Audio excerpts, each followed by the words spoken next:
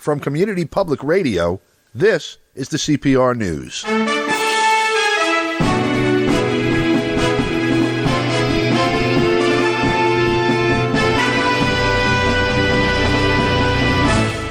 From New York, I'm Don DeBar. Today we go to Esteli in Nicaragua to speak with journalist Stephen Sefton about last weekend's and this coming weekend's elections in Latin America. Stephen, welcome. We're glad to have you with us. Yeah, thanks, Don. And there's, as usual, there's quite a lot to talk about. It's a little bit more intense than usual because of the electoral cycle, but and so we've got a lot of ground to cover. Man, we're going to be looking at two today, I guess, right? First, the just passed election in Chile, and there's some interesting observations there looking at some of the data.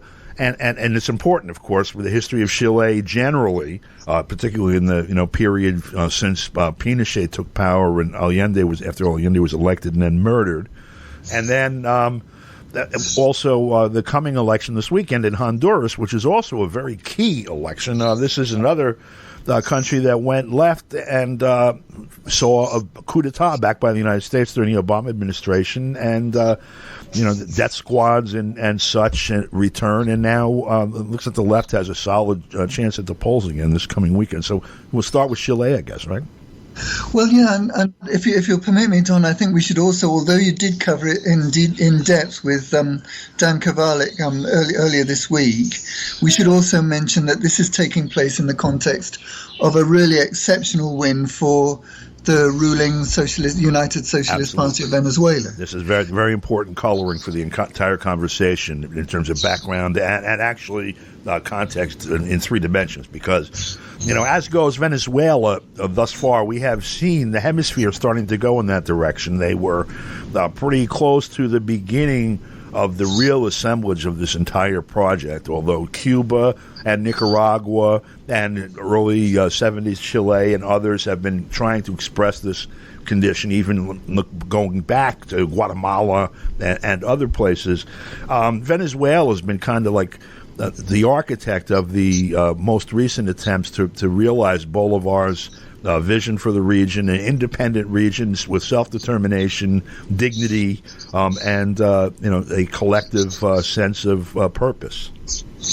Yeah, and I think there's something absolutely fundamental, really fundamental about when we're talking about the elections in Chile and Honduras right now, but when we're talking about elections in general in the region. And it seems to me that what Venezuela and Nicaragua and the Cuban Revolution have contributed to the overall context in which people are taking decisions about their political future is that there is a real socialist alternative, an alternative focused very much prioritizing the needs of the human person in terms of healthcare, education, housing, employment, and basic human dignity, fundamental human dignity. Right. And what the Venezuelan election has demonstrated last Sunday, and what the Nicaraguan election demonstrated the previous weekend, was that when people are given the chance to vote for that, they vote for it en masse. Right. That's right. Right? Okay, so and it seems to me that we need to bear that in mind when we're looking at Chile and Honduras. Now, in Chile, that option isn't really there. And that explains why the turnout what was the turnout, around 47%? Yeah, this is a presidential election now. When we were talking last week, and when I was speaking earlier with Dan this week about Venezuela, when we were speaking about Nicaragua last week and other places regarding municipal elections, municipal elections, like in the United States, have a much lower turnout than those, considered of national import, because you might be discussing during the course of a campaign some local policy issue or some local projects that have impact. Generally, the direction of the nation is perceived to be decided with presidential and legislative elections, and in a very real sense, it's true that that's the way it is.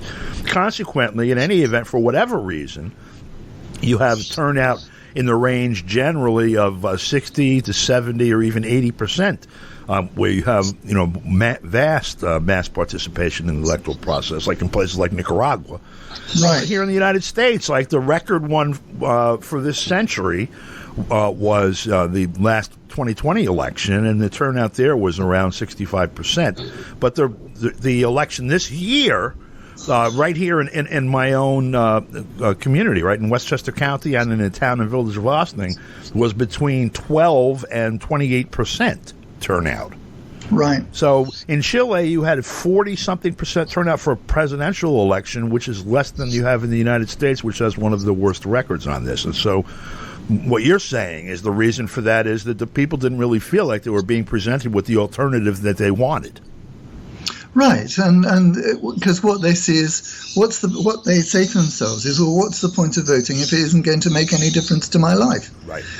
And which is totally understandable, isn't it? And so in Chile, what the two main choices were Gabriel Boric, a kind of vaguely left-wing social democrat type, who managed to come out on top in the primaries from the voting of a very disunited and incoherent left-wing movement, which, despite being able to get out on the streets and force the right-wing authorities under the government of Sebastián Piñera to yield on the issue of holding a constituent assembly to draft a new constitution for Chile, they have been unable to mobilize that level of support, or that level of motivated support, for the candidates that came out on top in the primary, and in this case Gabriel Boric.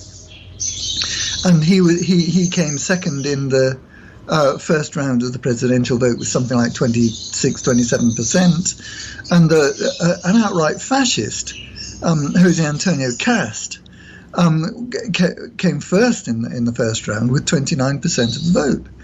Now, how do you explain that? How do you explain that somebody who's even more right-wing than an outright fascist like Sebastián Piñera, who ordered the police to viciously repress the initial protests in Chile over the past 2 years.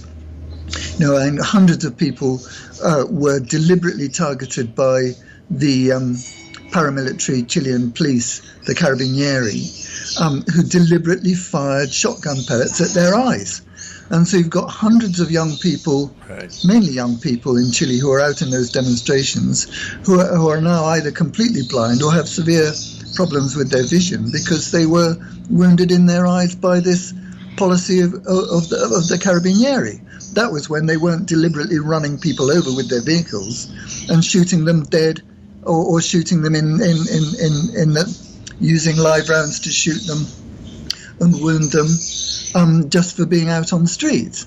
And that is what happened in the early period of the demonstrations.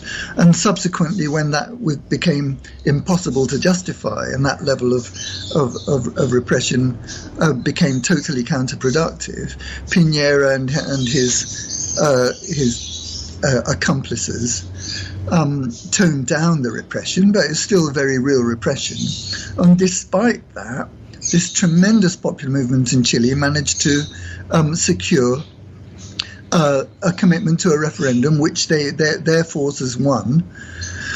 And now there's going to be a constituent assembly, but it's going to now take place in the context of an essentially reactionary conventional political system. And it's very difficult to see how Chile is going to make progress in terms of the development of social and economic and political alternatives benefiting the majority of the population in that context. Right. So it seems to me that vote in Chile was very, very telling about the situation in the countries of the Southern Cone, like Uruguay, Paraguay, Chile, Argentina, that are still suffering the inherited effects of the dictatorships of the 70s and 80s, which wiped out radical left-wing political forces in those countries. And what you've had in particular in Chile is this kind of pseudo left, this pseudo progressive, pseudo humanitarian social democrat dominated alternative to the right wing. Right. And that has produced people like Michelle Bachelet and all the who just a complete tool of the United States, and completely incapable of doing anything to dismantle the legacy of Pinochet in terms of socially progressive measures, unable to confront the fascist characteristics of Chile's police, the Carabinieri, unable to address in a progressive way the situation of the country's indigenous Mapuche peoples, which continues to be a gross anomaly in terms of Chile's political development in a regional context. Chile has been unable to meet the legitimate demands of their indigenous Mapuche majority, in very similar way to the similar failure in Argentina. Right. Not quite so chronic as in Chile, but still essentially a failure.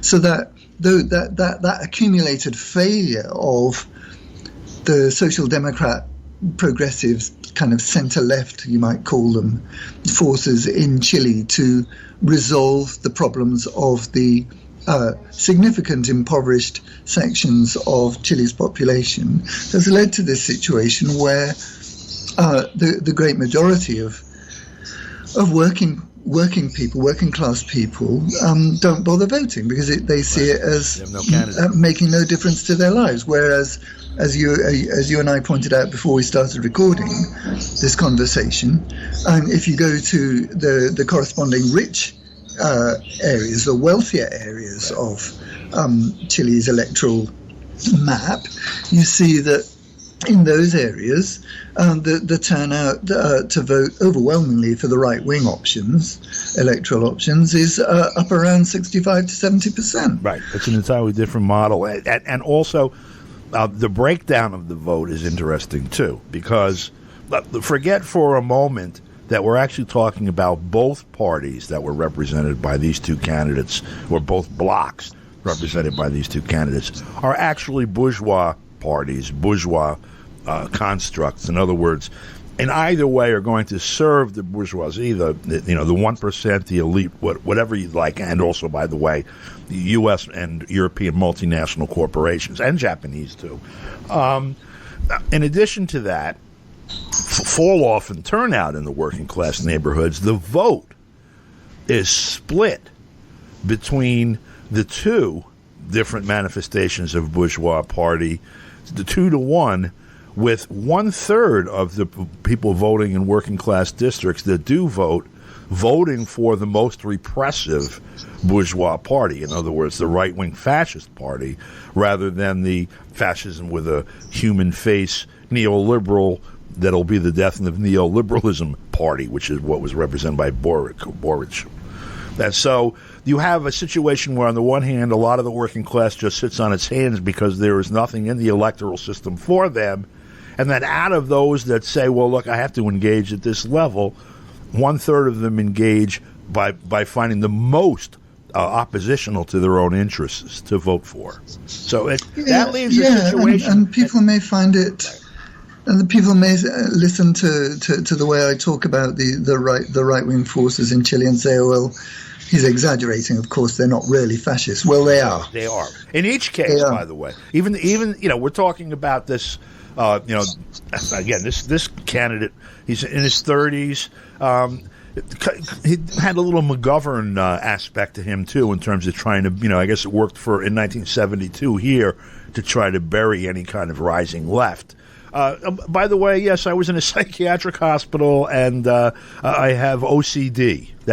He admitted this publicly as the standard bearer of the left, quote unquote. Of course, he didn't have a left program, and the things that he promised to try to work on in this hostile environment where the hard right has an awful lot of control across the board, lingering from Pinochet's day, was, well, maybe we're going to try to get public ownership of the water supplies again. Even things that even the United States has, they're going to try to get finally. No one talking about workers taking control of the means of production or the government charting out an independent foreign policy from the United States. God help us. Wasn't on the table. Yeah, and you see the right-wing candidate Cast is somebody who, if he does win the presidency, is going to roll back even the very meager advances that were achieved under the presidency of Michel Bachelet. Hey, he said if Pinochet were alive, he'd vote for me.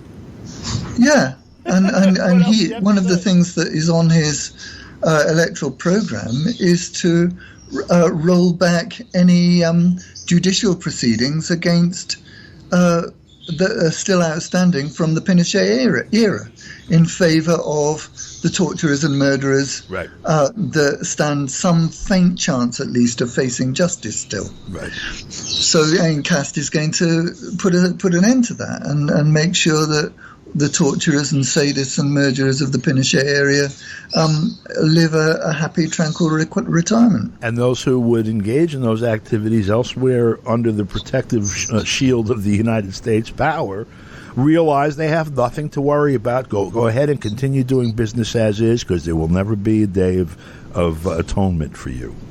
Right. And now when you contrast that quite depressing outlook from our point of view in Chile with what's likely to happen this coming weekend in Honduras. And you can see that it would be very surprising if there isn't a very high turnout in Honduras, because in stark contrast to the electoral process in Chile last Sunday, and what you have in Honduras is a real choice between the continuing narco-gangster US-supported state regime led by Juan Orlando Hernandez, and once again, just as in 2017, a genuine alternative that is they actually presented a national development plan.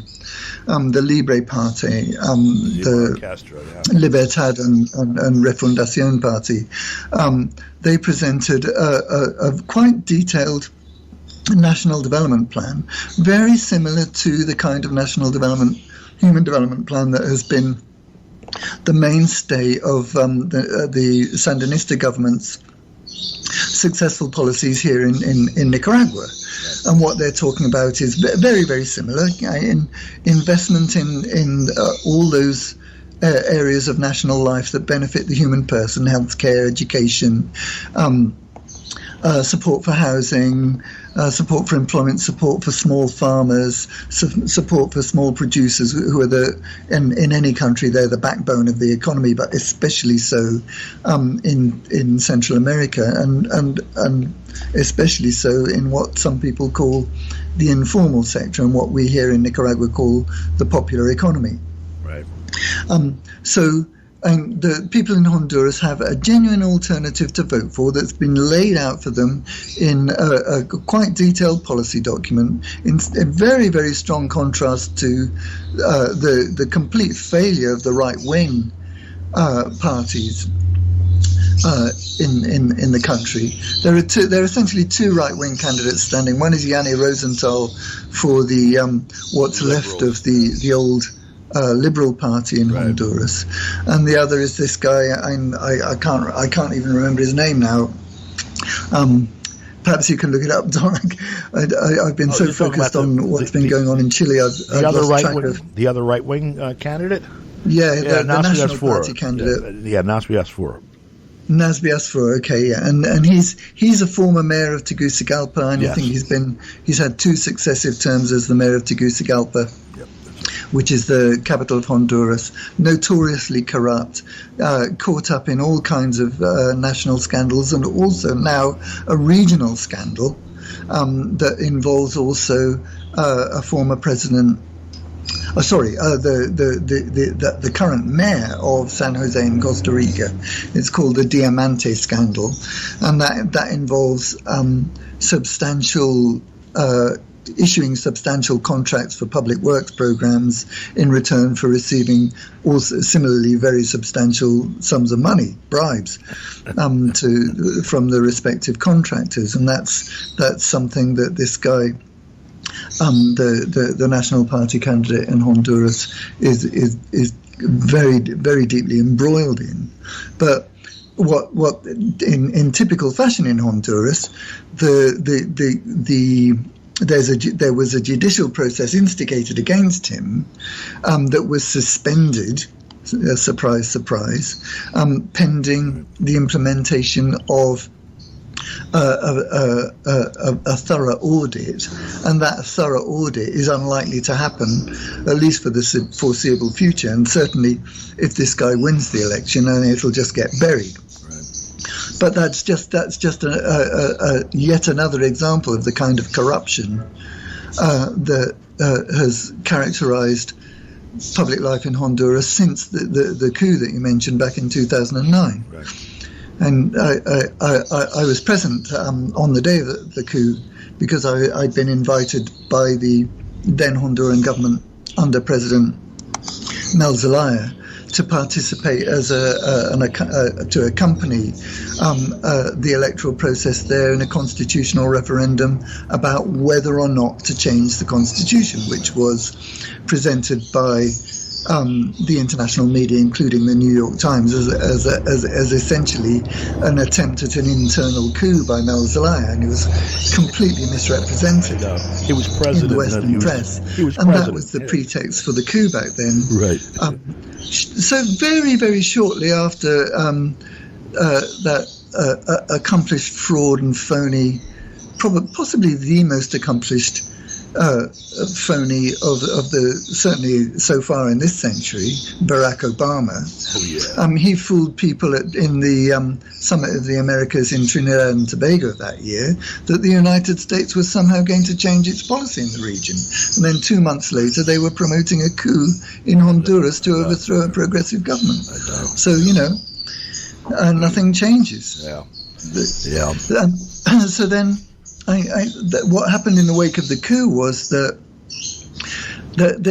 very strangely, the coup took place just 2 months before scheduled elections. Right. And then those elections were won by a guy called Porfirio Lobo of the National Party, and he was just a classic stooge for the local oligarchy and their U.S. owners. Right. The people who staged the coup, basically. They conducted the election, and one of their boys won. Wow, what a miracle. Right. And so subsequently, and there was another government, a right-wing government, and then I think it was, when was it? 2013. 2000, was it 2013 that Juan Orlando Hernandez won, and then he won again in 2017 in highly questionable elections. Yeah, people were in the street. Yeah. Even the Organization of American States said that those elections were hopelessly flawed. Yep. Yep. And even the European Union admitted that they were hopelessly flawed, but they still accepted the result in the end, which was the continuation of the corrupt murderous narco regime of Juan Orlando Hernandez. Right. So now what you're faced with in Honduras is this situation where Xiomara Castro, the wife of former President Mel Zelaya, who was overthrown in the 2009 coup, and she has something like a 20-point lead over the National Party candidate, and Yanni Rosenthal, the third candidate, really has very little chance of winning. It's interesting too, by the way, the 2017 election. I interrupt for a second, but 2017 election. The National Party candidate, who's the current president, Juan Orlando Hernandez, won with 42.96% of the vote, as opposed to the Libre Party candidate, who is now the vice presidential candidate, by the way, of Xiomara Castro. That's Salvatore Nasrallah. He lost 41.42%. In other words, 42.90 5% to 41.42%, about 1.5% swing. And the Liberal Party candidate then, you could call him Ralph Nader, Luis Orlando Zelaya, no relation to Mel Zelaya, the former president that was deposed in the coup, 14.74%. So, there's a swing vote that's going to happen there. And otherwise, what's usually a pretty divided electorate, but the polls now show a really big lead for Xiomara Castro. Yeah, and if Xiomara Castro doesn't win, it's very difficult to see how they're going to, avoid a crisis. But we know how that crisis will be resolved. And if Juan Orlando, the National Party candidate to succeed Juan Orlando Hernandez, which will just mean more of the same. Right.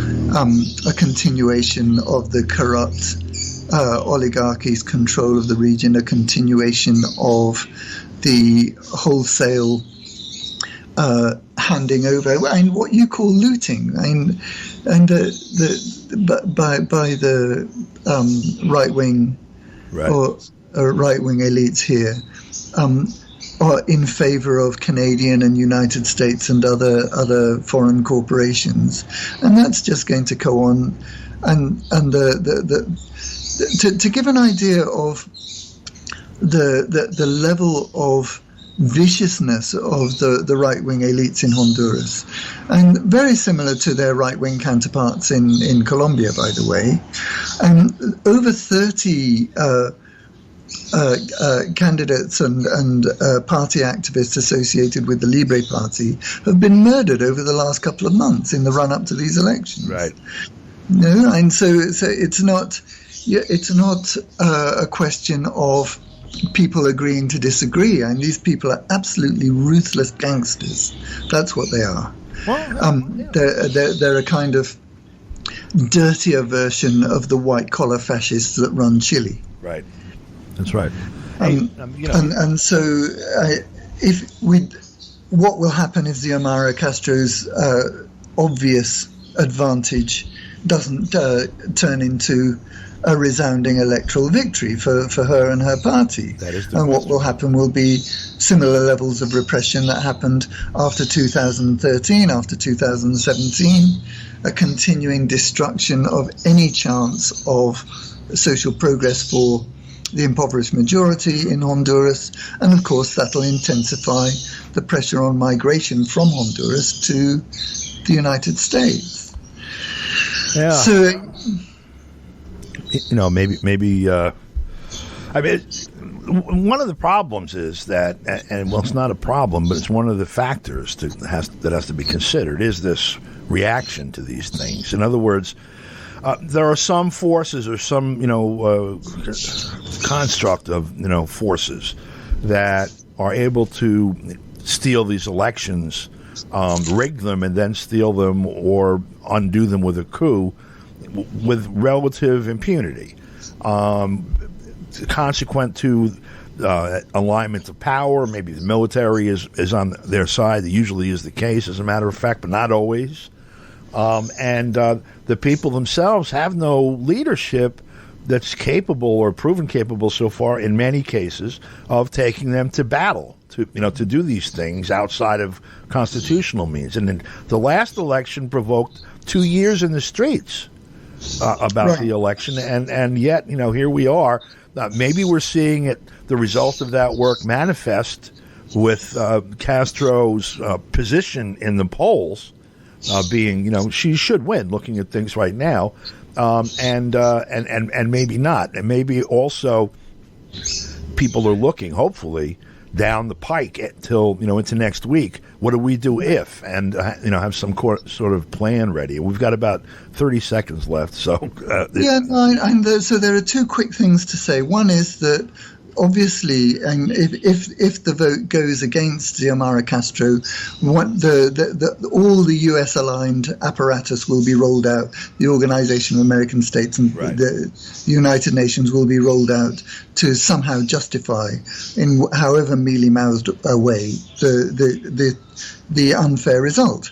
And the other thing to bear in mind is that even if Xiomara Castro wins, she and her new governmental team will be operating in an extremely adverse context dominated by their right-wing enemies. No matter what, that's right. And we'll have to leave it there and discuss this next week when we know more. Stephen, thank you very much for your time and your insights. Okay, you're very welcome, Don. Let's see what happens over the weekend. Yes, indeed.